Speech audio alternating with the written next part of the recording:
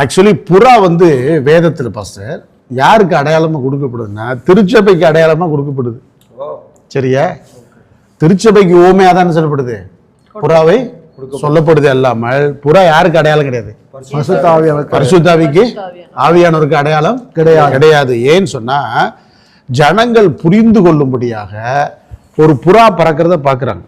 இப்ப கழுகு பறக்கிறதுன்னு ஒரு மெத்தட் இருக்கு பாஸ்டர். சரியா? உங்களுக்கு கழுகு பறக்கிறதுன்னு ஒரு மெத்தட் இருக்கு, புறா பறக்கிறதுன்னு ஒரு மெத்தட் இருக்கு. சரியா உங்களுக்கு?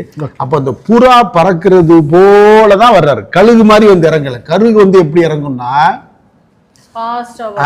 இறைய கவுறது மாதிரி வேகம், அப்படி வேகமா வரல, சாஃப்ட் அண்ட் ஜென்டிலா என்ன பண்றாரு, அப்படியே வந்து அவர் மேல இறங்குது. அப்ப இந்த டிஃபரன்ஷியேட் காமிக்கிறாங்க, கழுகு மாதிரி வரல அவரு.